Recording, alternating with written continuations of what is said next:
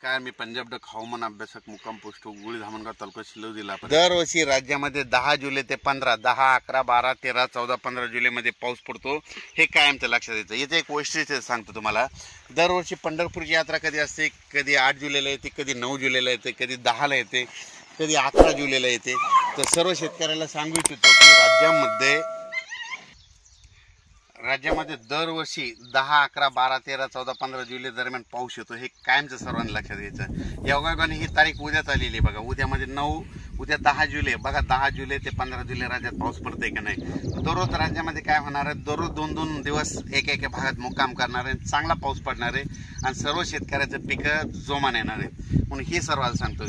राज्यात सांगायचं झालं तर सगळ्याकडचे पिकं जोरात आहेत. कोणाचंच पीक सुकणार नाही. कारण की यावर्षी तुम्हाला मी म्हटलं होतं की यावर्षी असा पाऊस एकदम असा बंद होणारच नाही. म्हणजे नॉनस्टॉप चालू राहील. 4 दिवस एखाद्या विदर्भात राहील तर 4 दिवस पुन्हा पश्चिम महाराष्ट्रात राहील, 4 दिवस मराठवाड्यात राहील, 2 दिवस उत्तर महाराष्ट्रात राहील, पण पाऊस चालू राहणार आहे. म्हणून हा अंदाज लक्षात यायचा. पण आणखीन एक परत राज्यात योगायोगानं आता सांगतो की पंढरपूरची यात्रा आहे. पंढरपूरची आषाढी एकादशी आहे आणि सर्व महाराज मंडळी आणि सगळे भक्तगण आणि सगळे वारकरी संपूर्ण आता पंढरपूरकडे यात्रेकडे जायला निघालेत. तर मग तिकडे गेल्याच्या नंतर पाऊस पडेल का नाही हे देखील आज सांगणार आहे.